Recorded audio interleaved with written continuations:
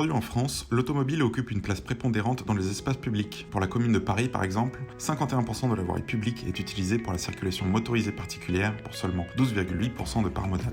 Les observatoires du stationnement, qui fleurissent dans de nombreux territoires, permettent de mieux appréhender les marges de manœuvre et les équilibres entre l'offre de stationnement privé et sur la voirie. L'agence d'urbanisme de Lyon estime ainsi à 49 000 le nombre de places à supprimer sur la commune.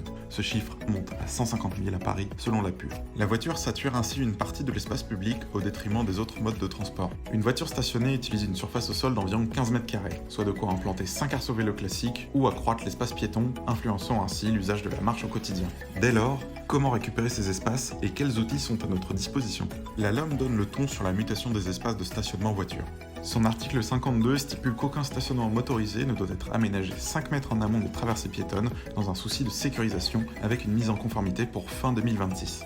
Les territoires peuvent aussi contraindre le stationnement en surface, notamment avec les plans locaux d'urbanisme et les plans de mobilité, qui déterminent le nombre, les seuils et les typologies de stationnement. La collectivité de Strasbourg a par exemple imposé des seuils volontaristes dans la refonte de son PLUI en 2021 pour limiter le stationnement motorisé et renforcer l'allocation d'espaces publics pour d'autres usages. D'autres initiatives accompagnent la mise en place d'infrastructures. C'est le cas de la ville de Grenoble qui a supprimé de nombreuses zones de stationnement pour implanter son réseau express vélo Chronovélo. Malgré une crainte fréquemment exprimée, la suppression de ces stationnements mène à une nette amélioration du cadre de vie. En 2006, la métropole de Lyon choisit de réaménager la totalité du stationnement des berges du Rhône en espace partagé piéton-vélo.